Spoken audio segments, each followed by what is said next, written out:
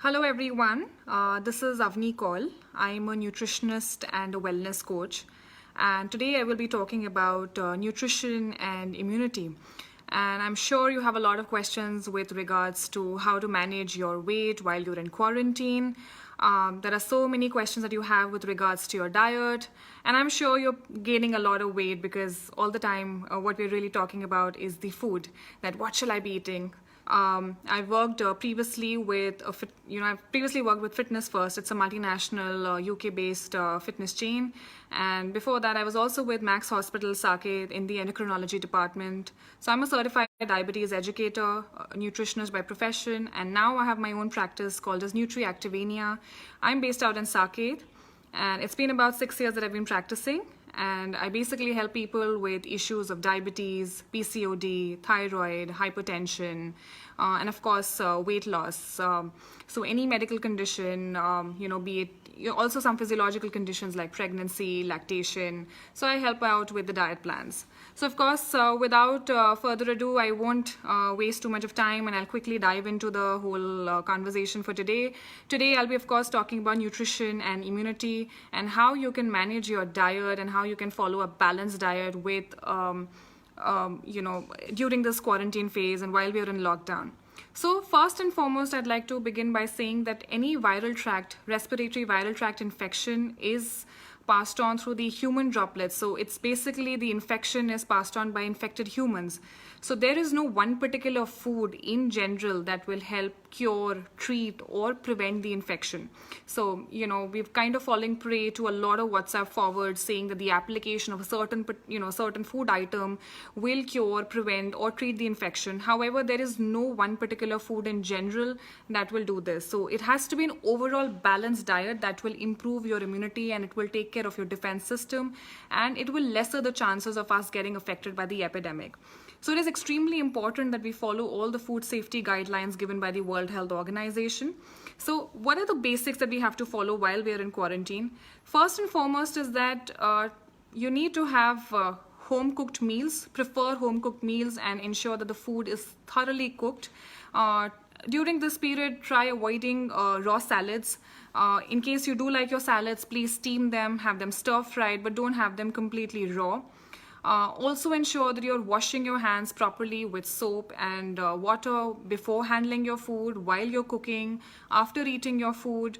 At any time you're handling food, make sure that your hands are perfectly clean. As far as the water is concerned, make sure that you're having plain water which is at least boiled.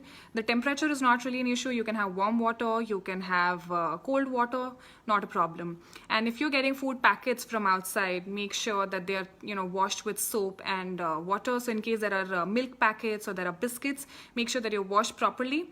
And as far as non-vegetarian food is concerned, there's a huge perception that you can't have non-veg while we're in this lockdown and the fear of getting coronavirus. You can have your non-vegetarian items safely, but ensure that it's cooked thoroughly, using it from clean authorized outlets. So now then, there are multiple things that you can, do for your immunity. One, first and foremost, is of course that you need to ensure that your diet is balanced, and I will quickly dive into that as well. Now, what is a balanced diet? So we're always talking about that, you need to have a balanced diet to ensure your immunity. In fact, I've also been saying the same thing. हमारा जब balance diet की हम जब बात करते हैं तो दो चीज़ों का हमें ध्यान रखना है. एक तो हमारे मैक्रोन्यूट्रिएंट्स. सो आपके मैक्रोन्यूट्रिएंट्स क्या हुए? आपके carbohydrates, fats and proteins. And this will also answer your questions if you're trying to reduce weight, or if you're even trying to maintain your weight during this whole quarantine phase. Because the major issue right now is that there's more food being consumed than the usual. All the discussions are around food. Because of the panic, people have hoarded in a lot of food. So there's a lot of namkeen, there's a lot of chocolates in the होuse, easy availability, easy accessibility. तो हमें थोड़ी सी बोरियत हुई, हम जाके सबसे पहले जाके फ्रिज खोल लेते हैं और खाना शुरू कर देते हैं. ज़्यादा खाना प्रिपेयर हो रहा है दैन द यूजुअल. तो हमें ध्यान रखना है कि हम लोग माइंडफुल हो जाएं और what's going into our system. We need to avoid being mindless. तो हम लोग माइंडलेस स्नैकिंग को हमें अवॉइड करना चाहिए. कभी भी कोई सिचुएशन आती है, कभी भी हमें पैनिक होता है, एंग्जाइटी होता है, स्ट्रेस होता है, तो हमारा फर्स्ट इंस्टेंट होता है कि हम जाके खाना खा लें. सो इंस्टेंट ग्रेटिफिकेशन है.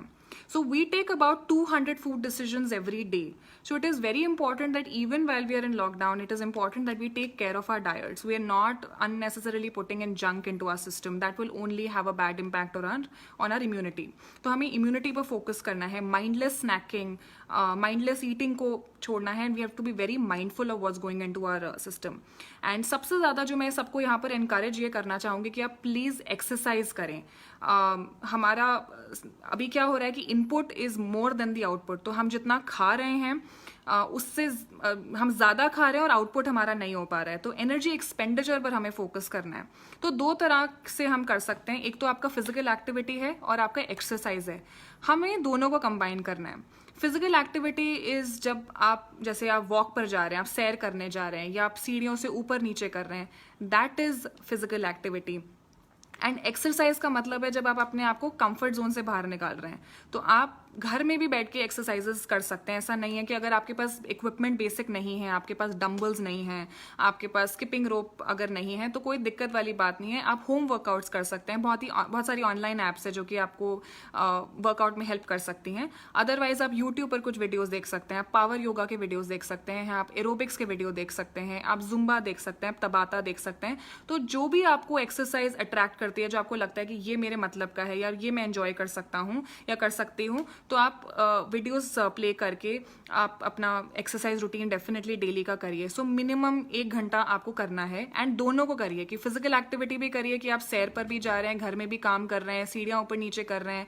फिजिकली आप एक्टिव रहिए और एक्सरसाइज को भी अपनी डेली रूटीन में इंक्लूड करिए. तो ये सारी चीज़ें हमें हेल्प करेंगे to have a positive outlook. हमारा माइंड ठीक रहेगा, हमारी बॉडीज हेल्दी रहेंगी और हमारा इम्यून सिस्टम स्ट्रांगर हो जाएगा. So exercise is very very essential along with physical activity, क्योंकि हमें इंश्योर करना है कि जितना हम खा रहे हैं उससे ज़्यादा हमारा एक्सपेंडिचर हो रहा है, जिससे कि इस समय हम अपना वेट गेन ना करें. एंड दूसरी चीज़ ऑफ कोर्स जो मेरा मेन आज का टॉपिक है वो ये है कि हम न्यूट्रिशन पर बात करें. न्यूट्रिशन बहुत ज़्यादा ज़रूरी हो गया है स्पेशली इस समय में, क्योंकि हर जना यही बात कर रहा है कि क्या चीज़ें हमें अपनी डाइट में इंक्लूड करनी चाहिए जिससे कि हमारा हेल्थ सिस्टम एकदम ठीक रहे और डिफेंस और हमारा इम्यून सिस्टम कैसे बढ़िया चलता रहे. एंड इसके लिए हमें समझना है कि बैलेंस डाइट क्या है. बैलेंस डाइट का मतलब होता है कि हम दो चीज़ों पर फोकस करें. एक right balance of macronutrients and micronutrients. हमारे मैक्रोन्यूट्रिएंट्स क्या हुए? हमारे मैक्रोन्यूट्रिएंट्स हमारे कार्बोहाइड्रेट्स हुए, प्रोटीन्स हुए एंड फैट हुआ. तो अब सबसे पहले जो मैं चीज़ शुरू करती हूँ वो हमारे मैक्रोन्यूट्रिएंट्स से है. तो हमें सबसे ज़्यादा इंश्योर करना है कि हमारी डाइट में कॉम्प्लेक्स कार्बोहाइड्रेट्स हो जाएं. कॉम्प्लेक्स कार्बोहाइड्रेट्स का मतलब है कि हमारी बॉडी में वो लंबे समय तक रहते हैं. हमारा बॉडी में जो मेजर जो कार्बोहाइड्रेट्स है वो बल्क बनाता है डाइट में, जो बोलस है. तो कार्बोहाइड्रेट्स का हमारा डाइट में होना काफ़ी ज़रूरी है. जनरली जब कोई जना वेट लॉस भी करने की सोच रहा होता है तो वो सबसे पहले उसका first thing that they do is that वो अपने कार्बोहाइड्रेट्स खत्म कर देते हैं कि नहीं नहीं हम अपने कार्ब्स नहीं खाएंगे, हम रात को रोटी नहीं खाएंगे, हम रात को चावल नहीं खाएंगे. ऐसा बिल्कुल सही नहीं है. आपको अपने कार्बोहाइड्रेट्स खाने, लेकिन सही कार्बोहाइड्रेट्स खाने और सही मात्रा में खाने हैं. तो 4 to 5 सर्विंग्स ऑफ कार्बोहाइड्रेट्स आपको डेली खाने हैं, which can include your poha, upma, roti, chawal, bhakri, thepla, जो भी आपका लोकल फूड है, जो लोकल आपकी ग्रेन्स हैं, वो आपको डेफिनेटली कंज्यूम करनी है. 4 से 5 सर्विंग आप आराम से खाइए. ऑफकोर्स हमें अवॉइड जो करना है वो है ओवर ईटिंग अवॉइड करनी है, इमोशनल ईटिंग अवॉइड करनी है, स्ट्रेसफुल ईटिंग अवॉइड करनी है. जब भी हम स्ट्रेस्ड होते हैं तो हम ज़्यादा खाना शुरू कर देते हैं. तो हमें बहुत ज़्यादा कॉन्शियस रहना है. तो कॉम्प्लेक्स कार्बोहाइड्रेट्स हमारे क्या होते हैं जो हमें खाने चाहिए? वो आपकी होल व्हीट चपाती, जो आपकी रेगुलर चपाती आप घर में खा रहे हैं, वो आप डेफिनेटली खा सकते हैं. आप चावल खा सकते हैं, उसमें आप ब्राउन राइस खा सकते हैं, आप रागी खा सकते हैं, आप बाजरा खा सकते हैं, आप अमरंथ का आटा ले सकते हैं. तो जो भी हमारी इंडियन मिलेट्स हैं आप उनका आराम से सेवन कर सकते हैं. फ्रूट्स एंड वेजिटेबल्स में भी कार्बोहाइड्रेट्स होते हैं और कॉम्प्लेक्स कार्बोहाइड्रेट्स होते हैं. कॉम्प्लेक्स कार्बोहाइड्रेट्स मतलब जो हमारी डाइट में, जो हमारे खाने में लंबे समय तक, हमारी बॉडी में लंबे समय तक रहते हैं, उसको बॉडी को ब्रेक डाउन करने में ज़्यादा समय लगता है. तो कॉम्प्लेक्स कार्बोहाइड्रेट्स हमारे लिए हेल्दी होते हैं. और हमें जो अवॉइड करना है, हमें किस तरह के कार्बोहाइड्रेट्स अवॉइड करने हैं? हमें रिफाइंड कार्बोहाइड्रेट्स अवॉइड करने हैं, हमें मैदा अवॉइड करना है, हमें बेकरी आइटम्स अवॉइड करने हैं, हमें फ्राइड तली भुनी वाली चीज़ें थोड़ी सी अवॉइड करनी है. मैं ये नहीं कह रही कि आपको बिल्कुल ये सारी चीज़ें बंद कर देनी है, बट हाँ आपको once in a while in चीज़ों का खाना चाहिए. तो कॉम्प्लेक्स कार्बोहाइड्रेट्स लेने हमारी डाइट में बहुत ज़्यादा ज़रूरी है. अब दूसरी चीज़ हम बात करते हैं जो हमारा दूसरा मैक्रोन्यूट्रिएंट है, वो है हमारा protein. Protein is very important हमारी मसल रिपेयर एंड रिकवरी के लिए। प्रोटीन हमारी बॉडी को स्ट्रेंथ देता है, प्रोटीन हमारे सेल्स रिपेयर में हेल्प करता है, हमारी बॉडी के इम्यून सिस्टम में भी कंट्रीब्यूट करता है। ये सारे न्यूट्रिएंट्स जो हैं हमारी बॉडी का इम्यून सिस्टम को डेवलप करते हैं। अब जनरली जो हमारी इंडियंस की डाइट होती है उसमें प्रोटीन कम होता है। अब मैं आपको एक बहुत ही सिंपल सा कैलकुलेशन बताती हूँ। जितना भी आपका आइडियल बॉडी वेट है, अगर आपका आइडियल बॉडी वेट 60 kg है या जैसे 70 किलो है या 60 किलो है, जैसे अगर मेरा आइडियल बॉडी वेट है, मेरा आइडियल बॉडी वेट 65 है, तो मुझे 65 ग्राम्स ऑफ प्रोटीन चाहिए अपनी डाइट में। दैट इज 1 ग्राम पर kg आइडियल बॉडी वेट। तो मुझे इंश्योर करना है कि मेरी डाइट में 65 ग्राम्स प्रोटीन आने चाहिए। सिमिलरली आप अपनी डाइट के लिए, आप अपने लिए कैलकुलेट ये कर सकते हैं। इससे पहले मैं आपको ये प्रोटीन का बताऊं, मैं आपको आइडियल बॉडी वेट का भी बता देती हूँ। जो भी आपकी हाइट सेंटीमीटर में है उसमें से आप 100 माइनस कर दीजिए। तो अगर आपकी हाइट 170 है, 170 में से 100 माइनस कर दीजिए, वो आपका आइडियल बॉडी वेट आता है। 100 या 105 के आसपास आप माइनस कर सकते हैं। तो अगर 170 मेरी हाइट है, उसमें से मैंने 100 माइनस करा, 70 किलो मेरा आइडियल बॉडी वेट हो जाता है। या फिर अगर मेरी हाइट 165 सेंटीमीटर है, मैंने उसमें से 100 माइनस कर दिया, 65 kg मेरा आइडियल बॉडी वेट है। तो मुझे मेरा आइडियल बॉडी वेट पता चल गया और अब मुझे पता करना है कि मेरा प्रोटीन रिक्वायरमेंट क्या है। तो प्रोटीन रिक्वायरमेंट मेरा उतना ही है, तो 65 ग्राम्स प्रोटीन मुझे अपनी डाइट में डेली चाहिए ही चाहिए। तो प्रोटीन बहुत ज़्यादा ज़रूरी है और हमारी डाइट में 2 to 3 सर्विंग्स ऑफ प्रोटीन होना चाहिए। जो हमारा प्रोटीन है वो इक्वल डिस्ट्रीब्यूशन होना चाहिए कि आपने ब्रेकफास्ट में भी लिया, लंच में भी लिया, डिनर में भी लिया। अब हमारे प्रोटीन को आप कैलकुलेट मैं आपको इजीली करवा देती हूँ। आप अपने आप देख सकते हैं कि क्या आप अपनी प्रोटीन रिक्वायरमेंट्स मीट कर रहे हैं कि नहीं कर पा रहे हैं। पहली चीज़ जैसे है कि आपने दूध लिया अगर, तो प्रोटीन का सोर्स एक अच्छा हमारा मिल्क एंड मिल्क प्रोडक्ट्स होता है। जैसे आपका दूध हो गया, छाछ हो गई, लस्सी हो गया, पनीर हो गया, आपका ये प्रोटीन के सोर्सेज हैं, ये गुड सोर्सेज ऑफ प्रोटीन है, ये high biological value protein sources हैं। तो अगर आप 150 ml मतलब एक कप अगर 150 ml का है, उसमें हमें मिलता है 5 ग्राम प्रोटीन, 5 से 6 ग्राम प्रोटीन। सिमिलरली अगर आप ये दोनों दूध हो सकते हैं, ये गाय का भी दूध हो सकता है, भैंस का भी दूध हो सकता है। और अगर आप 100 ग्राम पनीर ले रहे हैं, मतलब अगर एक कटोरी जो 100 ग्राम जिसमें पनीर आता है उसमें 18 ग्राम प्रोटीन होता है। तो आप डेली का ये कैलकुलेट कर सकते हैं कि क्या मेरी डाइट में एडिक्वेट प्रोटीन हो रहा है, मिल रहा है कि नहीं मिल रहा है मुझे। तो अब अगर मैं दिन में 2 या 3 कप दूध ले रही हूँ और अगर हो सकता है मैं 250 या 300 ml ले रही हूँ, तो क्या मेरा प्रोटीन रिक्वायरमेंट पूरा हो रहा है कि नहीं हो रहा है। तो अब मैं इजी कैलकुलेशन करवाती हूँ। तो 150 ml, चाहे वो गाय का दूध हो चाहे भैंस का दूध हो, उसमें होता है 5 से 6 ग्राम प्रोटीन। सिमिलरली आपका एक कटोरी पनीर जो कि 100 ग्राम की अगर मैं लूँ तो उसमें होता है 18 ग्राम प्रोटीन। अब दूसरे सोर्सेज हमारे प्रोटीन के क्या हुए, हमारे दूसरे सोर्सेज हो गए दाल। तो 100 ग्राम दाल में 21 ग्राम प्रोटीन होता है। या फिर अगर हम एक कटोरी दाल का प्रोटीन कैलकुलेट कर रहे हैं तो 6 से 7 ग्राम हमारा उसमें प्रोटीन होता है। सिमिलरली अगर हम एक कटोरी सोया नगेट्स लें, सोया नगेट्स में हमारा होता है 7 ग्राम प्रोटीन, एक कटोरी में 7 ग्राम प्रोटीन होता है। और अगर 100 ग्राम लेंगे तो उसमें 21 ग्राम होता है। तो इसी तरह आप while this video is going on, आप अपना प्रोटीन डेली का प्रोटीन इंटेक कैलकुलेट कर सकते हैं कि I you meeting your protein requirements on a daily basis और नॉट। और हमें कोशिश करनी है कि प्रोटीन हमारा इक्वली डिस्ट्रीब्यूटेड हो एटलीस्ट 3 से 4 मील्स में। जो हमारी 3 मेजर मील्स हैं, ब्रेकफास्ट, लंच, डिनर, उसमें एक प्रोटीन का आइटम जरूर होना चाहिए। अगर आप 1 ग्राम पर kg आइडियल बॉडी वेट मतलब अगर आपका प्रोटीन नहीं पूरा हो पा रहा, तब आप सप्लीमेंट्स ले सकते हैं। लेकिन मैं आपको यही कहूंगी कि आप जो प्रोटीन है वो अपनी नेचुरल हेल्दी डाइट से ले, जो आपका रेगुलर फूड है उससे ले। Supplement should come secondary. अगर आप वीगन है, अगर आपको प्रोटीन सप्लीमेंट लेना और अगर आप वीगनिज्म फॉलो करते हैं तो आप हेम्प प्रोटीन या पी प्रोटीन ले सकते हैं, उसका एक स्कूप ले सकते हैं। अगर आप वेजिटेरियन हैं और आप वीगन नहीं है, आपको पी प्रोटीन हेम्प प्रोटीन नहीं लेना, तो आप रेगुलर एक वे प्रोटीन ले सकते हैं। एक स्कूप वे प्रोटीन में 25 ग्राम प्रोटीन होता है। हमें ये भी ध्यान रखना है कि हम सप्लीमेंट्स को अननेसेसरली अब्यूज ना करें। ज्यादातर हमें सप्लीमेंट्स पर डिपेंड नहीं करना है अपनी डाइट में। तो ये मैंने आपको दूध का बता दिया, आपको पनीर का बता दिया, सोया का बता दिया, दाल का बता दिया। अब आपका आता है नॉन वेजिटेरियन आइटम्स। तो जो लोग नॉन वेज खाते हैं उनके लिए ऑफकोर्स प्रोटीन उनकी डाइट में थोड़ा एडिक्वेटली मिल जाता है। तो हमारे एक एग वाइट में होता है 3 ग्राम प्रोटीन और एक पूरे अंडे में होता है 6 ग्राम प्रोटीन। तो आप अगर दिन के 2 अंडे ले रहे हैं तो आपको कितना प्रोटीन आपका प्रोटीन बन रहा है दिन का, आप ये कैलकुलेट कर सकते हैं। सिमिलरली 100 ग्राम चिकन में जो आपका चिकन ब्रेस्ट है, अगर चिकन ब्रेस्ट को हम ले तो the size of your palm, that is approximately 20 grams protein, तो उसमें 20 ग्राम प्रोटीन होता है। अगर आप फिश खाते हैं जैसे कि ट्यूना है, सार्डीन्स है, मैकरेल है, बासा है, रोहू है, ये सारी जो मछलियां अगर आप ले रहे हैं तो अगर 100 ग्राम मछली आप ले रहे हैं तो उसमें 20 ग्राम प्रोटीन होता है। तो इस तरह से आप अपना प्रोटीन अपनी डाइट में कैलकुलेट कर सकते हैं। तो हमारे 2 माइक्रोन्यूट्रिएंट्स हो गए, हमारा कॉम्प्लेक्स कार्बोहाइड्रेट हो गया, तो हमें अच्छे कार्बोहाइड्रेट डाइट में लेना है। और मैं ये कहना चाहती हूँ कि आलू भी एक कॉम्प्लेक्स कार्बोहाइड्रेट है और हमें आलू को अपनी डाइट से एलिमिनेट नहीं करना, हमें पोर्शन कंट्रोल प्रैक्टिस करना है। कभी भी हम न्यूट्रिशन या डाइट में हम कोई भी चीज़ को ये नहीं कहते कि आपको ये चीज़ खानी है या नहीं खानी है, हम अवॉइड कभी कुछ नहीं कहते। हम ये कहते हैं कि आप सब कुछ खाइए लेकिन आप मॉडरेशन में खाइए। आप वैरायटी इंट्रोड्यूस करिए अपनी डाइट में, कि आपकी होल फ्रूट्स मतलब आपके सीजनल फ्रूट्स एंड वेजिटेबल्स आपकी डाइट में है, और आपकी डाइट में बैलेंस होना चाहिए, बैलेंस सारे मैक्रोन्यूट्रिएंट्स एंड माइक्रोन्यूट्रिएंट्स का।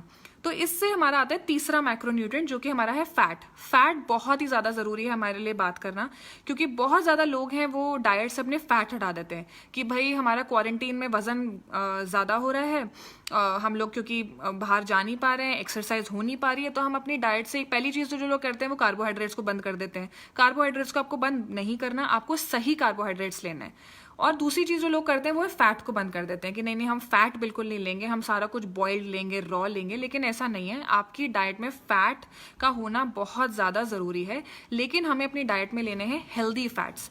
Healthy fats are extremely important हमारी डाइट में, क्योंकि हमारे जो फैट सॉल्युबल वाइटामिन हैं, vitamin A, D, E, K, इसके लिए हमें फैट ज़रूरी है हमारी डाइट में। फैट जो फैट सॉल्युबल वाइटामिन है वो फैट के बगैर अब्जॉर्ब ही नहीं होंगे। तो अब हमारे कैसे हमें फैट हमें देखना है, आपको दिन का 3 चम्मच तेल लेना है, 3 teaspoons of oil per day per adult. मतलब कि 5 हम लोग यूजुअली जो रिकमेंडेशन देते हैं, जो इंडियन डाइटरी गाइडलाइंस हैं या फिर हमारी Indian council of medical research है, वो कहती है 3 चम्मच तेल प्लस 1 चम्मच घी। तो आपको घी, बटर जैसी चीज़ों को अवॉइड नहीं करना, हाँ, लेकिन आपको उनको मॉडरेशन में लेना है। ये नहीं कि आप सारा खाना घी में बना रहे हैं, कि आप दाल में भी घी का एक तड़का लगा रहे हैं, रोटियों पर भी घी लगा रहे हैं, सब्जी भी घी में बन रही है, पराठे भी सुबह जो ब्रेकफास्ट में आप खा रहे हो वो भी घी के खा रहे हो। तो ऐसा नहीं कि पूरे टाइम आपको घी में सारी कुकिंग करनी है। आपको 3 चम्मच तेल प्लस 1 चम्मच घी, मतलब कि 4 teaspoons, 4 teaspoon of oil per day per adult. तो मतलब 3 चम्मच आपके जो वेजिटेबल ऑयल्स है, सीड ऑयल्स हो गए, प्लस 1 चम्मच आपका घी हो गया। तो 1 चम्मच होता है 1 टीस्पून इज 5 ग्राम्स, तो टोटल हमें 4 टीस्पून लेने हैं। 4 teaspoon of oil per day per adult, जिसमें से 3 रेगुलर ऑयल है प्लस 1 चम्मच आपका घी है। घी, बटर जो है आपके एसेंशियल फैटी एसिड्स हैं।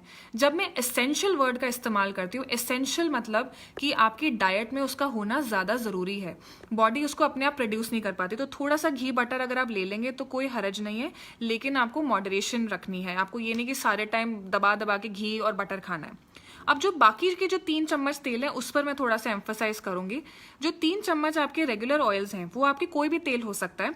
आपका सनफ्लावर ऑयल हो सकता है, आपका सैफलार ऑयल हो सकता है, आपका कनोला ऑयल हो सकता है, राइस ब्रान ऑयल हो सकता है, ग्राउंडनट ऑयल हो सकता है, सेसमे ऑयल हो सकता है, सोयाबीन ऑयल हो सकता है। इतने तरह के ऑयल्स हैं मार्केट में, वो आप कोई भी ऑयल ले सकते हैं। तो आपको क्या करना है, रोटेशन ऑफ ऑयल्स करनी है, कि अगर आप एक बार सोयाबीन ऑयल लाए तो नेक्स्ट टाइम आप सेसमी ऑयल लाएं, तीसरी बार आप मतलब राइस ब्रान ऑयल ले आए या कनोला ऑयल ले आए। तो rotation of oils is very very important.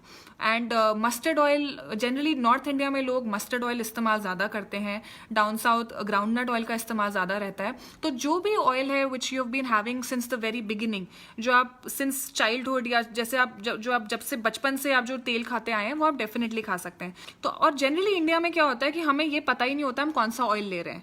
हम पॉइंट ऑफ व्यू से जाते हैं, हम सोचते हैं कि मैं सफोला का तेल ले आई हूँ, मैं सनड्रॉप का ले आई हूँ, लेकिन हमें ऑयल आइडेंटिफाई करना है कि हम कौन सा तेल ले रहे हैं। अब इसमें भी बहुत तरह के ऑयल्स हैं। एक आपका होता है सैचुरेटेड फैटी एसिड। सैचुरेटेड मतलब जो सॉलिड रहता है एट रूम टेम्परेचर। तो सैचुरेटेड फैटी एसिड्स क्या हुए हमारे, घी और बटर, क्योंकि वो जनरली रूम टेम्परेचर पर सॉलिड रहते हैं। तो हमें सैचुरेटेड फैटी एसिड थोड़ा कम करना है। जो आपके दूसरे तरह के ऑयल है वो है mono unsaturated fatty acids, mono unsaturated जिसे हम कहते हैं म्यूफा। तो हमें सबसे ज़्यादा कोशिश करनी है कि हम डाइट में म्यूफा को इंक्लूड करें और प्यूफा को इंक्लूड करें, which is poly unsaturated fatty acids. तो हमारी डाइट में कॉम्बिनेशन ऑफ 3 होना चाहिए, saturated fatty acids, MUFA and PUFA. तो म्यूफाज जो आपके हैं उनके एग्जाम्पल्स क्या हैं? आपका राइस ब्रान ऑयल हो गया, आपका कनोला ऑयल हो गया, आपका ग्राउंडनट ऑयल हो गया। और म्यूफा जो है वो आपके एलडीएल को कम करता है। एलडीएल मतलब low density lipoprotein, which is the bad cholesterol. High density lipoprotein आपका क्या है? Good cholesterol. तो जैसे अंडे का योग बहुत लोग डिस्कार्ड कर देते हैं कि नहीं नहीं अंडे का योग तो बहुत अनहेल्दी होता है, लेकिन आप दिन का एक योग आराम से कंज्यूम कर सकते हैं क्योंकि उसमें गुड कोलेस्ट्रॉल होता है, वो हमारी हार्ट हेल्थ के लिए अच्छा होता है। सिमिलरली जो हमारे म्यूफाज हैं they are very important to maintain our cholesterol levels, and आपकी जितनी भी अगर जिसको हार्ट डिजीजेज हैं उनकी डाइट में म्यूफाज को इंक्लूड करते हैं और पॉली अनसैचुरेटेड फैटी एसिड्स को भी इंक्लूड करते हैं। अब जब हम हेल्दी फैट्स की बात कर रहे हैं तो मेरी टॉक अधूरी रहेगी अगर मैं ओमेगा 3 फैटी एसिड्स के बारे में बात ना करूं। ओमेगा 3 फैटी एसिड्स भी आपके एसेंशियल फैटी एसिड्स है, मतलब आपको उसको डाइट में लेना पड़ेगा। अब ओमेगा 3 कैसे हैं? आपके इकोसा पेंटेनोइक एसिड जिसे हम कहते हैं EPA, और दूसरा होता है DHA, डिकोसा हेक्सेनोइक एसिड। ये आपने एडवर्टाइजमेंट्स में भी सुना होगा कि इसमें EPA है, इसमें DHA है। तो ओमेगा 3 फैटी एसिड जो है हमारी हार्ट हेल्थ के लिए बहुत अच्छे हैं, and that is what contributes to our immunity also. तो अब हमारे जो ओमेगा 3 हैं उसमें ALA भी आता है। ALA is mainly present in the vegetarian sources. तो अगर आप वेजिटेरियन हैं और आपको ओमेगा 3 अपनी डाइट में लेना है तो आपके क्या सोर्सेज होते हैं? आपके सोर्सेज हैं flaxseed oil, soybean oil, avocado India में इतना मिलता नहीं है, लेकिन अगर आप आवाकाडो खाते हैं तो आप आवाकाडो ले सकते हैं, फ्लैक्सीड्स ले सकते हैं, आप फ्लैक्सीड ऑयल इस्तेमाल कर सकते हैं, आप सोयाबीन ऑयल इस्तेमाल कर सकते हैं, आप वॉलनट्स खा सकते हैं। तो ये सारी जो चीज़ें हैं वो ओमेगा 3 फैटी एसिड्स में रिच होती हैं अगर आप वेजिटेरियन हैं। और अगर आप नॉन वेजिटेरियन हैं तो आपका EPA और DHA आपको और आसानी से मिलेगा, क्योंकि आप फिश अगर खाते हैं तो उसमें बहुत ज़्यादा ओमेगा 3 फैटी एसिड होता है। तो अगर आप फिश जैसे मैकरल हो गया, ट्यूना हो गया, सार्डीन्स हो गई, जैसे जो हमें फिश मिलती है, सामन है, they are very good sources of omega 3 fatty acids. तो हम उसको कंज्यूम कर सकते हैं। तो combination of both vegetarian and non vegetarian हमारे हेल्दी फैट्स बनते हैं। और एक बहुत इंटरेस्टिंग चीज़ है, मार्केट में एक चीज़ आती है ब्लेंड ऑयल्स। कभी आप नेक्स्ट टाइम मार्केट जाएंगे तो आप ज़रूर ऑयल्स के लेबल पर देखिएगा क्या वो ब्लेंड ऑयल है। ब्लेंड ऑयल्स एक बहुत ही अच्छी इंट्रोडक्शन आई है मार्केट में। तो ब्लेंड ऑयल्स का क्या होता है कि उसमें 2 ऑयल्स को कंबाइन करके एक तेल बनाते हैं, तो आपको दोनों ऑयल्स का बेनिफिट मिल रहा है। तो हो सकता है एक ऑयल आपका म्यूफा हो, एक ऑयल आपका प्यूफा हो, तो उसमें उन्होंने क्या करा, दोनों ऑयल्स को कंबाइन कर दिया। तो जैसे अगर मैं ऑयल लेने गई, मैंने देखा कि सोयाबीन ऑयल और राइस ब्रान ऑयल का एक ब्लेंड ऑयल अवेलेबल है। तो ये काफ़ी अच्छी चीज़ है कि अगर उसमें 70% हमारा राइस ब्रान है और 30% हमारा सोयाबीन ऑयल है, तो उसमें जो डिसएडवांटेजेस ऑफ राइस ब्रान है या फिर डिसएडवांटेजेस ऑफ सोया है वो एक दूसरे से मास्क हो जाते हैं। So these blend oils are a good introduction in the market. और सबसे बड़ी जो हमारी एक डिस्कशन होती है हमेशा वो ये होती है कि रिफाइंड ऑयल्स आर अनहेल्दी, हमें रिफाइंड ऑयल्स डाइट में नहीं लेने चाहिए। रिफाइंड ऑयल्स का जो एक बेनिफिट होता है वो ये है कि वो लॉन्गर लास्टिंग होती है, उनकी शेल्फ लाइफ ज़्यादा होती है। और अगर आप प्रॉपरली अगर लेबल पढ़ें, हमारे लिए बहुत ज़्यादा ज़रूरी है कि हम लेबल्स को अच्छी तरह से पढ़ें। तो जो रिफाइंड ऑयल्स हैं उसमें जो भी न्यूट्रिएंट लॉसेज होते हैं, क्योंकि जब हम हायर टेम्परेचर्स पर ऑयल को प्रोसेस करते हैं तो उसमें न्यूट्रिएंट लॉसेज हो जाते हैं। तो अगर जो न्यूट्रिएंट लॉसेज होते हैं उसमें जो कंपनीज हैं वो उसको वापस से एनरिच कर देती है। फॉर एग्जाम्पल कोई ऑयल है which is a very good source of vitamin E, उसमें विटामिन ई था, उसमें लॉसेज आ गए जब हमने उसको हाई टेम्परेचर पर प्रोसेस करा, तो कंपनी ने उसमें क्या करा, वापस से विटामिन ई से उसको एनरिच कर दिया।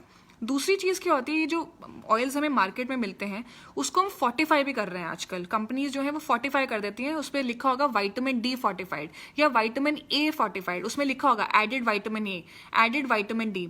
तो रिफाइंड ऑयल्स को ऐसा नहीं है कि आप कंज्यूम नहीं कर सकते, आप डेफिनेटली कंज्यूम कर सकते हैं, उसकी शेल्फ लाइफ ज़्यादा होती है।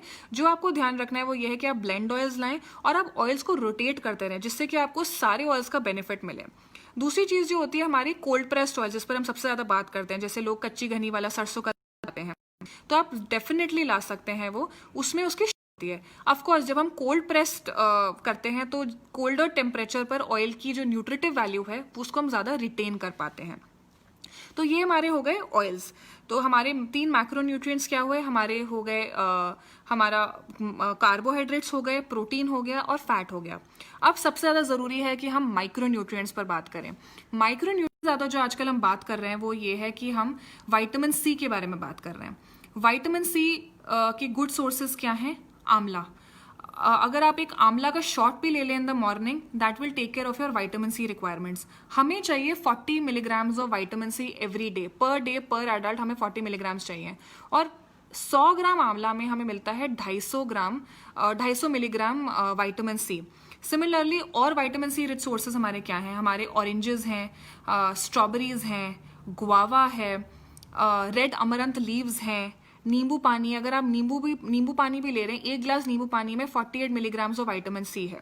अगर आपको तब भी लग रहा है कि आपकी विटामिन सी रिक्वायरमेंट्स पूरी नहीं हो पा रही हैं डाइट से, अगर आप स्ट्रॉबेरीज हैं या कैप्सिकम है, गुआवा है, स्ट्रॉबेरीज है, आंवला है, नींबू है, इसका कंजम्पशन नहीं कर पा रहे हैं, तब मैं आपको विटामिन सी का सप्लीमेंट रेकमेंड करूंगी। अदरवाइज आपकी रेगुलर डाइट से आप विटामिन सी आराम से अपनी डाइट में आप इंक्लूड कर सकते हैं।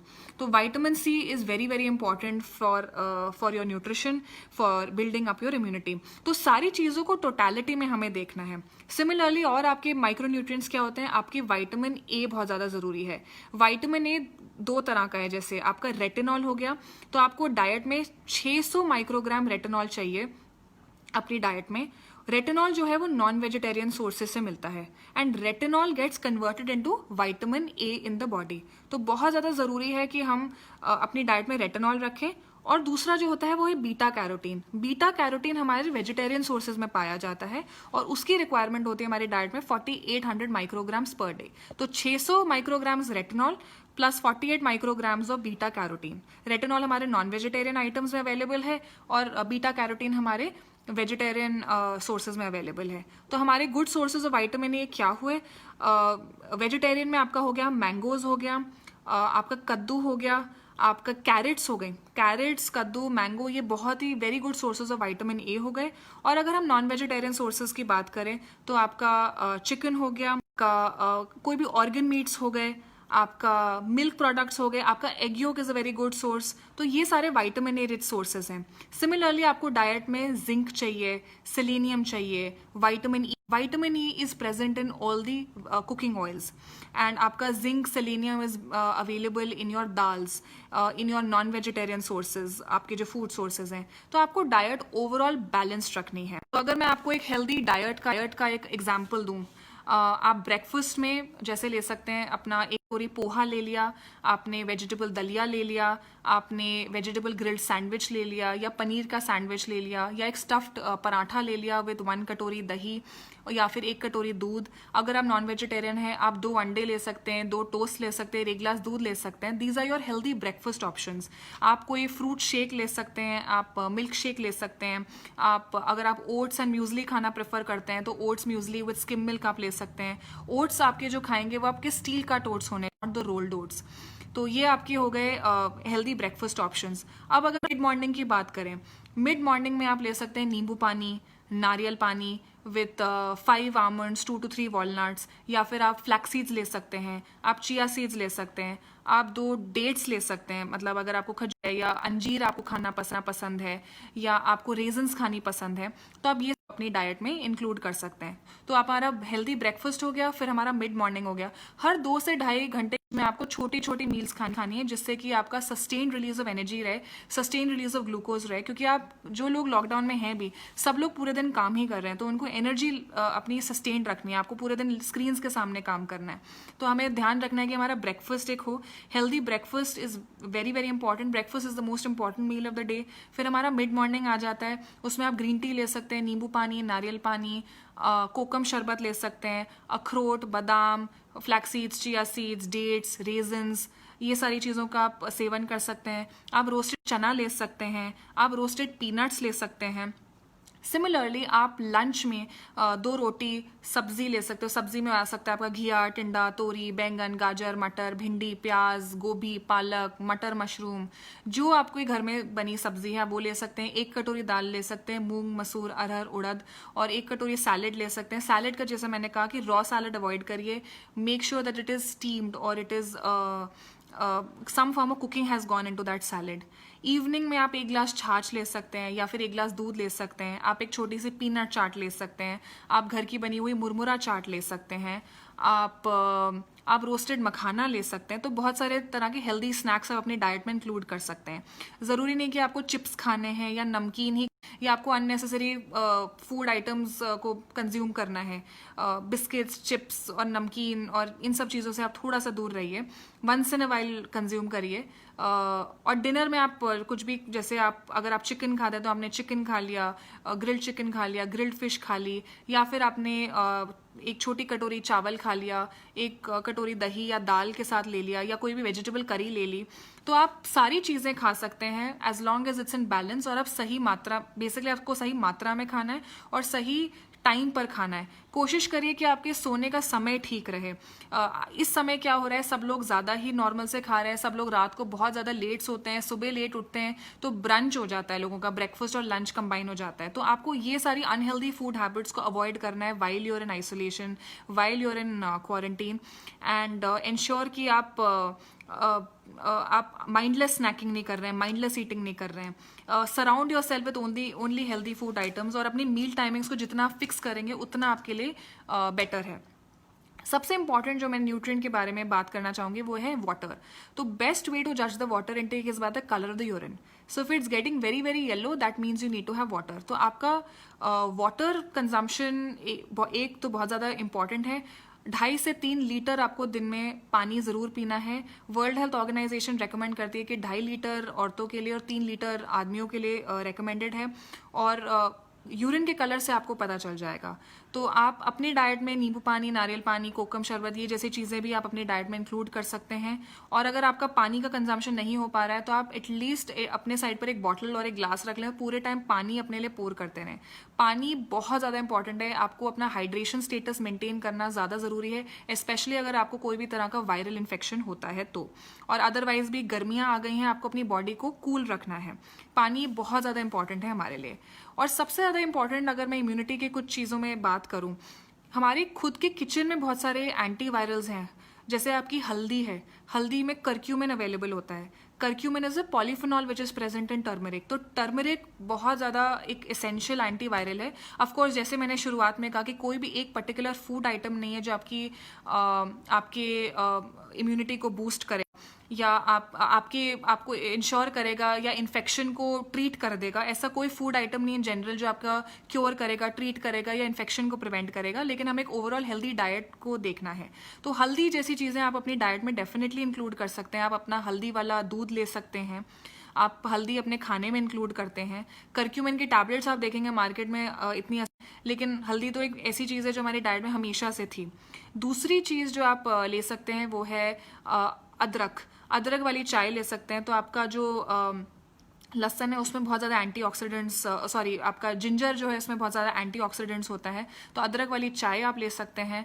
आप लहसुन अपनी डाइट में इंक्लूड कर सकते हैं। इलायची है, क्लोव्स हैं, आपका ब्लैक पेपर है, मस्टर्ड सीड्स हैं। इन सारी चीज़ों का आप इन्फ्यूजन ले सकते हैं। सुबह उठ के आप ज़ीरे का पानी ले सकते हैं। ज़ीरा आपके डाइजेशन के लिए बहुत अच्छा होता है। तो हम क्यों आपको ज़ीरा देते हैं, ज़ीरे का पानी? क्योंकि वो आपकी बॉडी के लिए क्लेंस कर देता है, आपकी बॉडी को डिटॉक्सिफाई कर देता है। ये बाउल मूवमेंट्स को बहुत ज़्यादा हेल्प करता है। तो ज़ीरा, सौंफ, अजवैन का पानी हमारे डाइजेशन के लिए बहुत अच्छा है। अपनी डाइट में आप हल्दी इंक्लूड कर सकते हैं। आंवला बहुत ज़्यादा इंपॉर्टेंट है, विटामिन सी सोर्स है। अदरक है, लहसुन है, ये सारी चीज़ों को आप डेफिनेटली इंक्लूड करिए। अगर आपके घर के आसपास नीम का पेड़ लगा हुआ है तो नीम के पत्ते हैं या तुलसी के पत्ते हैं, इनका इन्फ्यूज वाटर आप ले सकते हैं। That will really have, they are all anti inflammatory in nature, antiseptic हैं एंड आपके ओवरऑल हेल्थ सिस्टम को बहुत अच्छा रखेंगे। So this is my session for today. I hope you liked it.